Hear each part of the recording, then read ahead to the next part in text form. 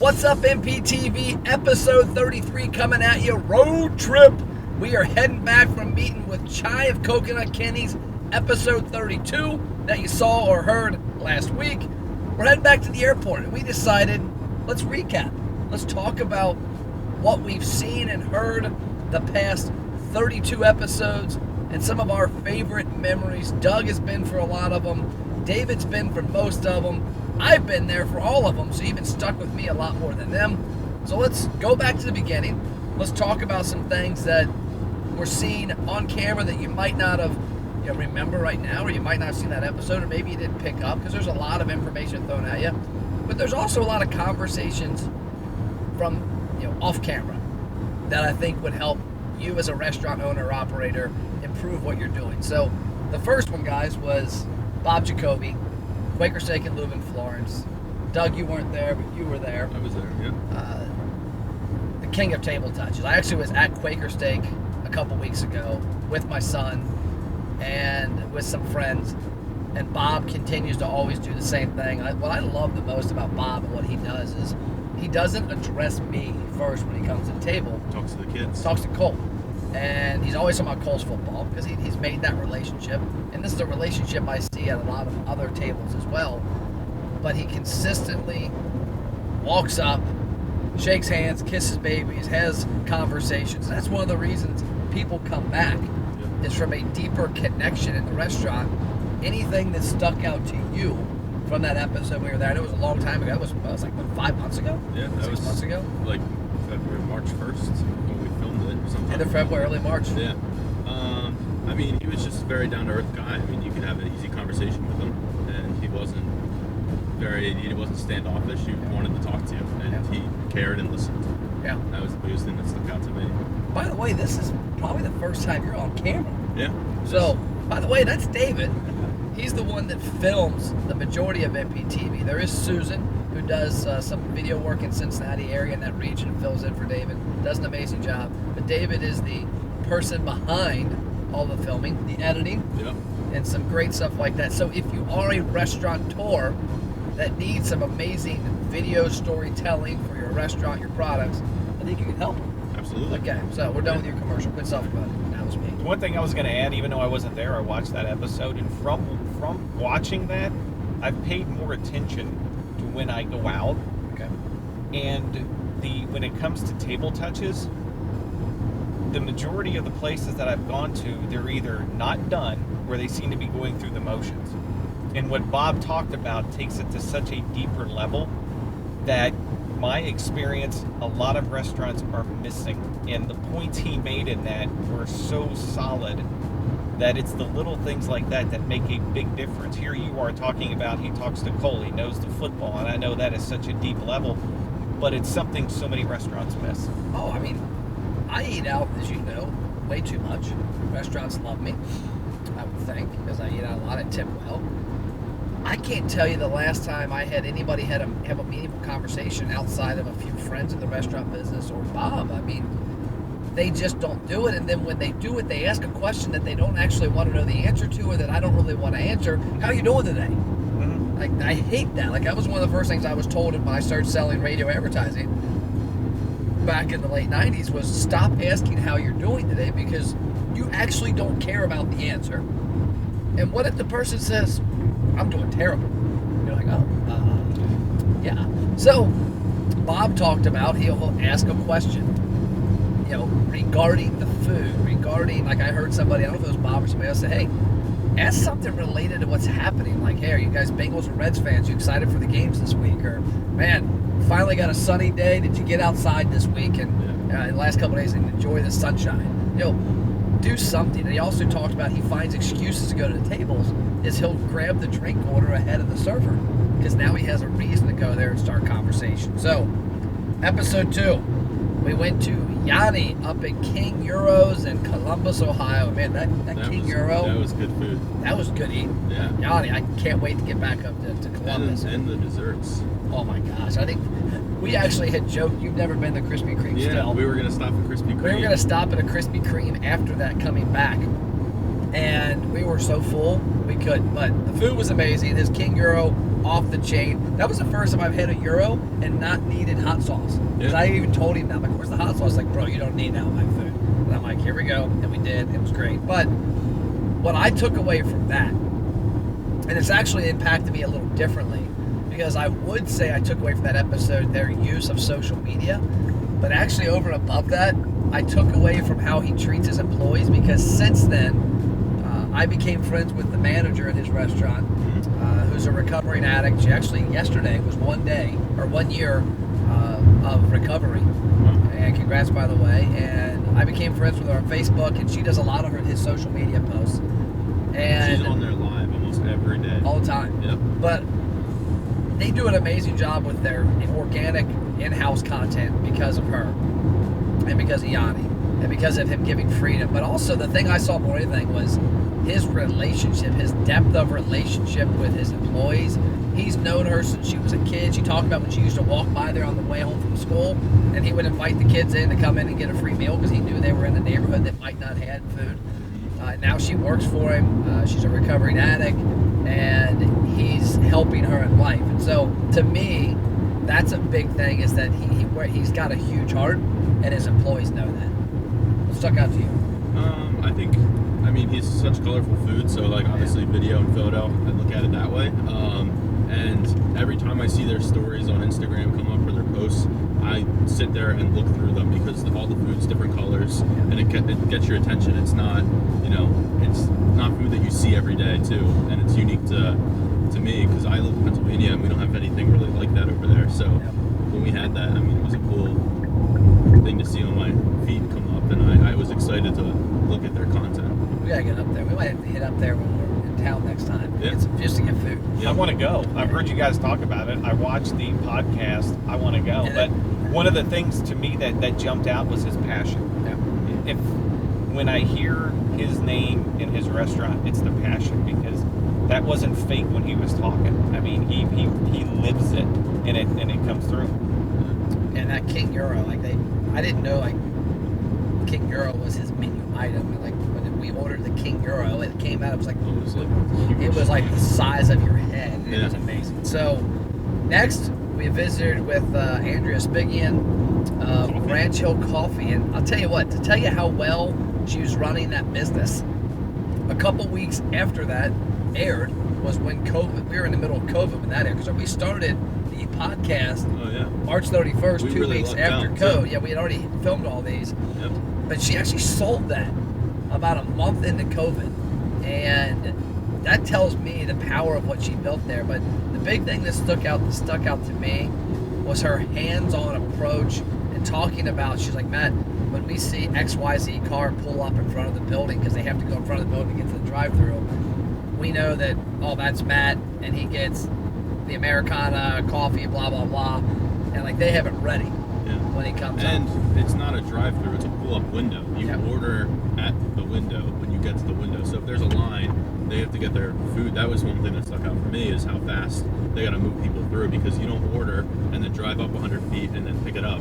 You order and pick up your food at the same window in a matter of minutes. So they do a good job at exactly what you just said, watching people come through and knowing that if one person comes through, so-and-so's going to come right after them, and preparing those orders ahead of time. And one thing that I don't know if we talked about this much, I know we didn't show the pictures of it, but they were in the middle. They had bought another coffee shop 20 or 30 minutes away in a Cincinnati suburb, and they were under the impression when they bought it, they were going to go in, close it for a week, get some things done, and then reopen it. And they did that. And then about a week after they reopened it, it wasn't to the level that she was expecting. I think she has a partner in it as well, that they just really weren't. It wasn't where they thought it was, and they closed it. And I don't even know if to this day, I know I talked to her about a month ago, and I think it was getting close to opening.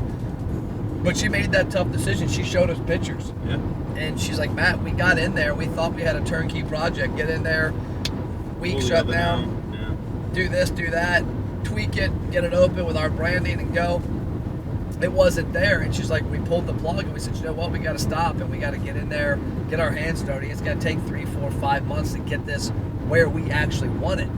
And I think, I know if I was an operator and I was in a position where I bought something, I would want to get it open in a month or two. Oh, yeah. Or hell, a week or two. And the fact that they were able to pull back and say, hey, this isn't up to what we want to deliver to the customer and be known for. Do we want to rush this and put a subpar experience, product, atmosphere out there and hurt us long term? Or do we want to put the brakes on this, pump the brakes, do it the right way, open up in 4 or 5 months, and put out exactly what we want? That's commendable. That's something that is tough that a lot of people probably don't do. And we had the episode Basilios that aired a few weeks back that we talked about. They bought that after being closed for a year, and it was a 50-year-old plus restaurant, and they took, I think he said, 6 or 7 months to actually open the restaurant because they wanted to do it right. So next was Mr. Nabee David of the David Restaurant Group. They own a handful of restaurants in that, I guess it's the eastern side of Cincinnati, you'd call it. And the one thing that stuck out to me was just the strategery. Is that a word, strategery? Sure. Okay, it is. It is now. So strategery. You might want to put that up on there, maybe the definition. Yeah, the definition will get it on there. Strategery, but the strategic aspect of how they position their restaurants near each other. Because I think one thing I've seen is I've seen people that open multiple restaurants and they end up 30, 40 miles away from each other. I remember when we had 3 boat dealerships at one point. We had one that was in northern Kentucky, one that was an hour and a half, 2 hours south in Somerset, Kentucky, and then we had one in Indiana. It wasn't feasible to get back and forth and run them correctly. And I've seen restaurants do that to where you got 5 restaurants that are in a city and they're all 45 minutes away from each other, and you're running around like a chicken with your head cut off. You're not able to give them the true feel. Well, he said that when his father with the restaurant group and the other members of the family, when they've opened restaurants, they've looked at the footprint and said, okay, what's missing? We have a restaurant here now. What concept is missing here? Okay, chicken tenders. They had the Butterbees brand. Let's do a chicken tender brand. Let's do it in this building down the street. What else is missing? And they got a Skyline in one. So they were able to open restaurants in the same area. That way it didn't stress their management team from driving everywhere. And he also talked about how, normally, you wouldn't think about doing that, but for them it's nice because a lot of the concepts share similar. What they do in the restaurant is similar across the different concepts, so it makes it easier for them to go from concept to concept because their procedures and how they manage their staff is the same in every single one of their concepts. It's just a little bit of a different style of food, which was interesting. And here's a different spin, because guess what? This guy and his family are loyal customers of Butterbees in Milford. Yep. So not about the podcast, but what about in the restaurant that you see that you like as a consumer? The food is consistent. Okay. Every time we go in, what we order, I have my favorite, the buffalo chicken wrap. Every single time, it's identical. We know exactly what we're going to get. We know exactly what the quality is going to be. They haven't skimped. They haven't changed. And we've been living in that area about 9 years. Oh, yeah, wow. And so we've been going there a lot. I remember when we first signed him up, you're like, hey, I'll test that out, bro. Oh, yeah. Yeah. I'm like, I will go there. And it is day in, day out, the same thing. Okay. Episode 5 was In My Backwoods, one of my faves. Michael Castleman, Rapid Fired Pizza, Florence. And to me, one of the things, and I eat there a lot, love the place, love the pep sticks. If you ever get a chance to go to Rapid Fired Pizza, one item that's on their menu that people overlook too much because they're getting the pizza is a little side they have called the pep and cheese sticks. The pep sticks are amazing. That cheese on the crust, it's really good. But for me, with Michael, I think one thing that's unique, it's similar to Bob Jacoby, is his presence in the restaurant. He's the owner. He's in there. I actually met him from my financial advisor, Bryce. And it was interesting because Bryce was like, hey, me and Angie go every Friday night. We get the keto pizzas they've got. And you need to meet Michael. He played pro hockey. He played for the Cyclones. He knew his background. And Bryce just knew that because he has conversations. He's a businessman. He's smart. He knows the more people he gets to know, like, and trust in the community, it'll help his business. And Michael's the same way. So I think for me, it's the way Michael connects with the customers, how he's in the restaurant all the time. And that's sometimes an issue with franchises, that if Michael even said, if I opened up 2 or 3 rapid fires, I couldn't be in each one. Yeah. And I couldn't have my touch in each one. So that to me is what stuck out, the fact that his presence is there and it's felt. I think for me it was, I didn't really realize how the sauce bar, because they have the sauces that are out in the cooler for the customers to come So in. good too. Yeah, I mean, and there's how many? There's so many of them. I think there's like 10 to 12, I want to say, maybe. Yeah, and he was talking about how they give the little cups that are there, and it's kind of like self-serve because he wants the customer to be able to, you know, pick and choose what sauces they want. Yeah. But he also talked about on the flip side how that benefits his food costs, because there's a good chance that, you know, his customers that come in and they get 4 or 5 different sauces, they don't really need all of those sauces, Yeah. but they want to try them all. So he leaves the sauce bar out there so that the customers can have the experience that they're used to and look forward to the variety of sauces that they have to offer. So Yeah. I thought that was interesting. Yeah, that's I love that sweet habanero. Yep. My pizza. I look forward to it every time we come to Cincinnati. We'll be there in a couple of weeks. Yeah. Or I guess technically this was a couple of weeks ago when this airs. Oh, yeah, sure. So you'll have already had it Yeah, I then. would've. So look, how was it? It was good. Okay, there we Yeah. go. I would imagine. Okay. So next is Dan Leva. Wings over. I just actually saw him a few weeks ago. Went down to Knoxville when they reopened their Knoxville location. We drove down the 4 hours, me, Ashley, and Tanya, and met with some of his team just to go down and say hi, because Ashley and Tanya had met him. But they've got the Wings Over brand, and what sticks out to me is Dan's commitment and his team's commitment, because there's a lot more behind Dan. But just from what I saw with Dan, was when we interviewed him, we talked about the brand and how what the brand stands for. But one thing that I saw on the podcast just opened up. There we go. I opened up his episode on accident. I'm looking at my phone at all the episodes. By the way, you can go to, if you're listening to this, you can go to YouTube. Matt Plapp, there's a playlist. You can go to mptv.watch and you can find the episodes video, audio, because it's on Spotify, Apple Play, Music, Google Play. Apple Play, there we go. Is that what it's? No, Apple iTunes. Music. Yeah, iTunes, Apple. There we go. Everywhere. Anywhere you listen to your podcast, it's there. You can get it. But I was on there because I'm looking at my list as a cheat sheet to know who we talked to. It's been a while. But what stuck to me was his hands-on approach as a CEO. I went to the Knoxville opening a couple weeks ago. He was working the register. And so they were opening the store. It had been closed for a while because of COVID. And he was working the register. He was the one in charge of getting the food, because they were only doing pickup. There was no dine-in. They're right on the campus down there at UT. And he was doing the part where, because it was day one, and they had a goal of doing, I think, 100 pickups that first day of being open. They did like 280, I think he said. Wow.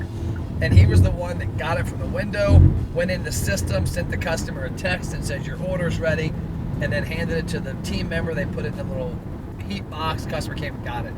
But to me, his impact as a CEO and the hands-on is huge. And that to me stands out, because I know that if I'm a person working in that brand and having that comfort level that he's in there doing the work, he understands the flow of the kitchen, the flow of the business, how the marketing ties in. So that was a big thing that stood out to me, as I saw it in the interview and I saw it hands-on a couple weeks ago. The thing that stuck out for me, I mean, is I just realized this as we're sitting in the car, but where the soap's placed in the hotel room. Yep. We just left our hotel. We just left the hotel. And the soap is sitting on the sink, right next to the sink. After you're already in the shower, you're already soaking wet, and you got to get out and reach for it. And that just makes sense. And I forget exactly why he was talking about that, but I would imagine. Yeah, he was talking about, noticing the atmosphere and Yeah. understanding where things should be, because for so long soap, because his background was hospitality. Yep. And how the soap's always there, and they moved it to the shower because it's where people are at. Where it should be, yeah. So that's what stuck out to me. I always think about that. It's like one of those shower thoughts. You know what I mean? Okay, break time. Restaurateurs, it's Matt. And if you're watching MPTV, you're obviously interested in improving your business. What if I told you could finally take the hope and pray out of your marketing plan and spend money and see results? You see, most marketing starts with the same exact tactic. you gained the attention of somebody. But that's where the majority of it stops. What we do with the ROI engine is help you gain amazing attention, which drives gigantic engagement. That engagement leads to customers to tell us who they are, meaning they opt into your email, text, and birthday program, and then we drive them to buy something. We've got a lot of great programs that can help you, and we'd love to have a conversation with you. If you're interested, it's easy. Check out ROIexperts.net. You can schedule an appointment, and we'll hop on a call with you. Worst case scenario, you learn how to market your restaurant like you've never heard of before. Back to the action. Okay, next, Isaac Hamlin, Ooh. Better Blend. Looking forward. Wow, that was good too. Just had that last week. No. Yep, he's got great smoothies. Isaac, great guy. And one thing for me that stood out was how he empowers his employees and how they take it. They kind of, all of them are like little miniature Bob Jacobys. Oh, yeah. Because I walk in there, and I'll give you a funny story about this. This hammers home customer service. I walked in there, and every time I go in, they know what I want. Now, before COVID, you would walk in, they'd say, orange dreamsicle, yeah, both. Now, during COVID, I order, or I guess not kind of post-COVID almost, I order on the app. And for me, ordering on the app was easy, and you pop it in there, but you walk in, and you still, he mentioned his customers, his staff's losing that little bit of that flavor because they don't get to talk to the customers as much, and I hope that comes back well. But one thing that happened the other day that really hammered home the importance of knowing your customers, I went on their app the other day, and I went to order an orange dreamsicle, and it said it was out of stock. I'd never seen that. And I'm like, oh. So I went on there and ordered the strawberry banana, and like, whatever. All I've ever had there is orange dreamsicle. Yeah. I roll in, I walk in, they said, hey, Matt, I'm going to guess the app was wrong because it had you down as a strawberry banana. I went ahead and made you an orange dreamsicle. And I'm like, well, it's funny you said that because the app, it said it was out of stock. And he's like, yeah, we had an issue with something, but no, it's in stock. I figured you wanted that. Nice. I was like, wow, that's pretty cool. Made your day. Yeah. What stuck out for me was, the door-to-door t-shirts, giving like all of his friends t-shirts, Better Blend t-shirts before they even opened up, and creating that Better Blend brand that's successful now. That was a lot of work that they put in. Dog's trying to kill us. Yeah, right. Before It's not me, it's them. before they even opened, going into the gyms and handing out the t-shirts and Grassroots marketing. yeah. Exactly. I thought that was pretty cool, and a unique idea that you don't see many people do often. T-shirts are sometimes the last thing on people's mind when they're opening a business. Yeah, for sure. So, episode 8, Kyle Newsom, Hothead Burritos down in Portsmouth. We did him, had his dad. His dad was a couple weeks later, episode 10. We'll knock those out together. For me, with Kyle, I liked the fact of how they're always, this is a small thing, but they always have now hiring. And he was actually on the board behind us, out on the sign on the street, the marquee, now hiring. Yeah. I also like the fact that him and his dad are restaurant people, and you could tell, like the location we were in looked like it was brand new, and it was, I think, 3 years old, I want to say, and it was spotless. Yep. But you could see the fact that him and his dad not only are in the stores working, but are in there consistently looking around and making sure, is this where I would want to dine? And it great atmosphere. Yeah, I think what stuck out for me was the same thing you talked about with Dan Leva from Wings Over, is that he was on working the line, and Kyle talked about how if his staff is down and they need help, he's jumping in there, and that's the last thing he wants to be doing, but that's the first thing he needs to be doing. So that was pretty cool to see that. Now, speaking of jumping, probably the moment that stood out for me in this next episode, Patrick Carter, episode 9, was the video of him doing the dunk competition. Oh, yeah. Off the trampolines. Yep. It has nothing to do with restaurants, but it kind of could. And when you look at, if you go back, watch the video, it's awesome. It's got him doing these dunks off the trampolines. He was on a traveling team, I think, in college, and he recently did a show with one. But for me, one thing that stood out with Patrick is that I think this is a misstep, and I started asking this, I guess, with Chai. Last episode was, or 2 episodes ago, that was the last episode, was when I asked him at the end something he does to at the very end, I changed up my question. What do you do, instead of always asking tip or trick for a restaurant, what do you do in your free time to make your mind right, your body right?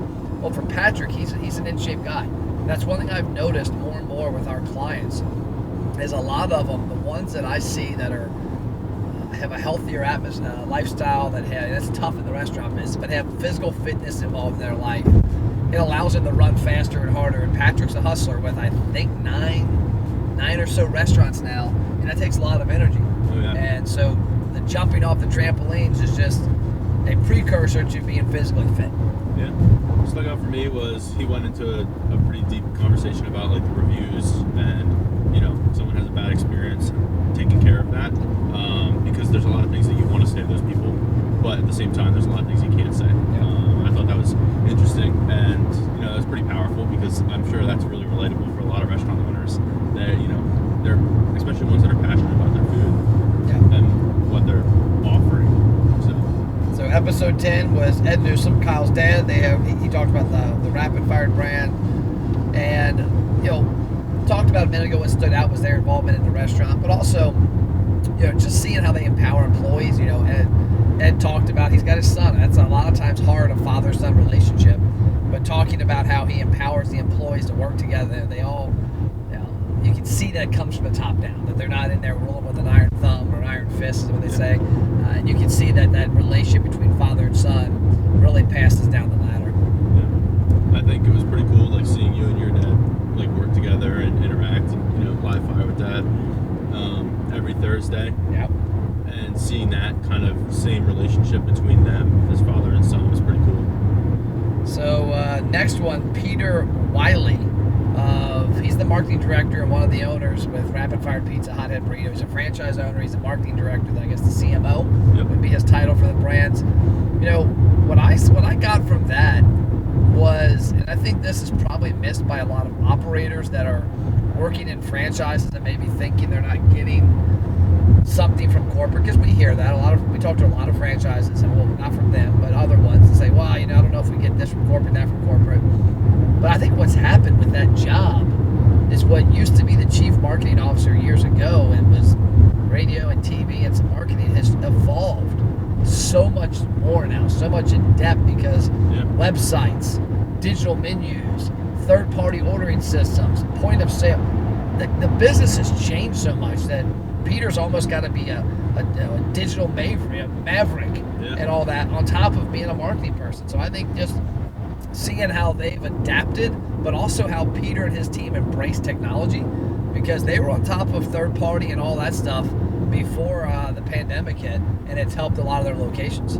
Yeah, one thing, Peter and I met the first trip I came, and we filmed the first few episodes, and one of the conversations that wasn't really included in the podcast episode, but I found value from, is doing video and photo, is him, that's what he does as well on the back end, as well as taking those high corporate pictures. And he and I got talking, and sometimes those user generated photos do a lot better than the photos that he's in a restaurant till 1 o'clock, 2 o'clock in the morning taking pictures, because that's when he can do what he needs to do and get what he needs done. But sometimes it's those user generated photos that just do better. So I thought that was interesting. Next, episode 12, Parky's Smokehouse. Doug, you went to that, and you weren't there. You didn't shoot that one, did you? Susan shot that one. So, Doug, what do you recall from Parky's? One of the things I took from him is just the overall story, how he got there, the customer service aspect. But that was one of the first ones to really, that I sat there and I listened, and it's just the evolution of how someone gets into the business and the ups and downs of it, from getting that location and some of the red tape, if you will, some of the issues, and overcoming those and building the brand and building the business, because it's not easy, and there's so many things that customers or people don't see what these people experience, and to just hear that aspect of it and what you have to overcome as a business owner or a restaurant owner and things like that, that's what jumped out to me. Yeah, and the thing that jumped out to me, kind of hits on a little what you're talking about there, was they bought an existing business, and the research, the due diligence you've got to do. I mean, sometimes you don't think about this stuff. I recently looked at buying a house, and one thing I knew from buying other houses was, okay, how old's the roof? How old's the air conditioner? You know all these things. But having that, either having a professional commercial realtor with you, somebody that's in the business of helping you buy the restaurant, because he talked about they went in knowing the age of the building, the age of the appliances in the building, that they were going to have these issues. And that way it wasn't as big of a sting when something went out. Right. Okay, episode 13. Ooh, that was a good one. We were Mr. Rex St. John up at Dairy Dream in Albany. Biggest thing that stuck out to me was listening to your team and being open to change. Like, he had an employee that just one day was mixing one of their snow cone flavors or ice cream flavorings with Mountain Dew, and it's amazing, by the way, cotton candy Mountain Dew. It's delicious. And that turned into a 400 to 500 unit seller per week at a premium price at a very high margin. Now, I think a lot of times, I've been there, I'm a business owner. It's tough. Sometimes you think you know the answers. Sometimes you don't listen to the people that might be doing stuff, and sometimes you might get a restaurant and go, dude, quit wasting the flavoring for the snow cones in your Mountain Dew. Yeah. Instead, hey, why are you doing that? Well, that's pretty good. Let's make some money. And then he rewarded. I think he told us, did he say he gives the guy a check every year? Mm-hmm. Yeah, like a miniature royalty check or something. I think with Rex too, how he embraces social media, and he's not afraid to do things that others might seem, well, what is someone going to think, or someone may not like that. He just does it. In one of the videos that's talking about the cotton candy Mountain Dew, is the dude is wakeboarding on the back of a boat. Oh, yeah. And he's holding the Mountain Dew, and he has cotton candy, and then he's doing stuff no-handed and whatever else. And he just did it. He does crazy stuff, and that video alone has so many different views on it. But it's just the fact that he's willing to do different things and stand out that a lot of restaurants won't do, or they're afraid to do, or they think they're going to look silly. Rex just does it. He doesn't care, and it pays off. Yeah, and that was wake surfing, not wakeboarding. You got to check it out, because wakeboarding you got to hold on to the rope, but he was wake surfing. You'll play it? Yeah. Okay. Put it in here. So we'll put it in here. There'll be a little box. You'll see. He's crazy. Love it. It got some great attention. Next, we talked to Miss Kelly Gray, who is involved with Hothead and Rapid Fire Pizza as well. What really got with me is I didn't know her background, that she was in the real estate world, and just talking about the ever important of knowing what's going there. Knowing where you're going to open your restaurant. That it might be convenient because it's near your house, but it might be a terrible location, or it might be a great location, but it's 30 extra minutes from your house. Michael Castleman lives an hour north of his Florence locale, if you knew that or not. Yeah. And he's on that location because it's a great location, and because that was the best opportunity for him, and he drives a long distance to get there, and that's one of the reasons his business has done a lot better than it probably would have if it was next to his house. But that stuck out to me was just her expertise, but also the talking about, it doesn't cost you anything to hire a realtor. That's paid for by the person you're renting or buying from. So, enlist professionals. And sitting in the parking lot, you can sit there and literally watch what's going on there, who's coming in and out, what stores they're going into, and you can start to see the patterns of people. It's kind of like, sometimes I do that sitting in a Starbucks. You sit there and you just watch people. It's kind of fun. Yep. Restaurant owners, did you know Matt has free online marketing courses that teach you how to successfully market your restaurant? Email support@mattplapp.com to get access to the courses and a free social media content calendar. So, 2 more episodes we're going to review in this part 1 of the road trip review. We're on to episode 15. My man Chester down at Fudd Puckers in Destin, Florida, one of my favorite restaurants to go to. What really stuck out to me was how one thing really revolutionized his business, and that was the alligator. I mean, you wouldn't have known, the number one reason that what's the number one reason people go to Florida? Going to the beach. No, it's an animal. What's the animal? Little mouse. Mouse. Doug. Mickey Mouse. Mickey Mouse. What's Oh. the second animal they love in Florida? Alligators. Well, Rex had some professional advice. They took the advice. They started doing alligators. Not everybody can do them. I get that. But he found a unique niche. Yep. And people flock there for that reason. And it also gives them the ability to have longer wait times for tables because people have stuff to do. Like holding an alligator. You got that, put the picture on the screen and me holding it. Yeah. By the way, this was a little tiny alligator.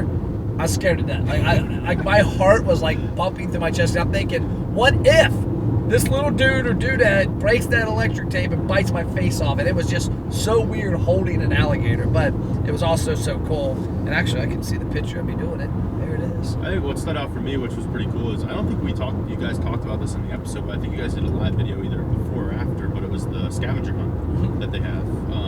And I thought that was pretty cool because, again, they have the waiter, sometimes they can have the longer wait times. And, you know, you go to they're a destination restaurant, so they have things to do. So you can, go hold the alligators, you can do the scavenger hunt. They have a whole gift shop from what I can see in the footage because I didn't film that one, but they had a lot of stuff to do to keep people occupied and make that wait time.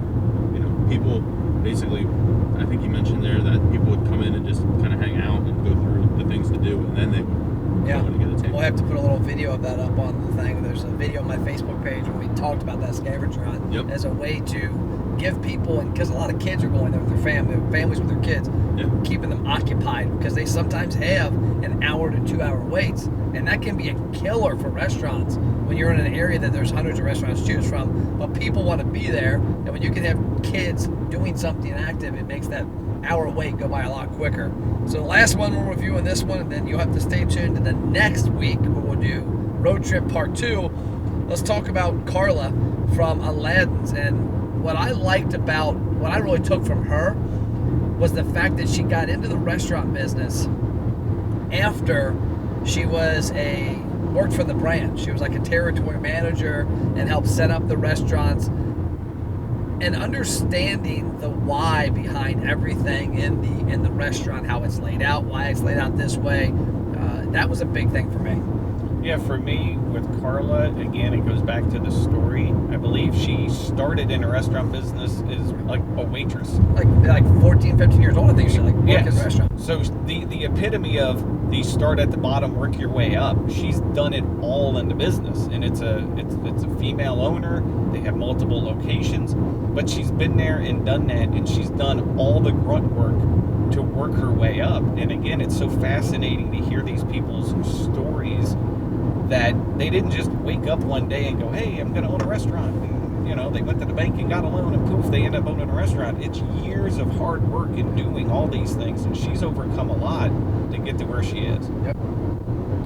That's it for this episode.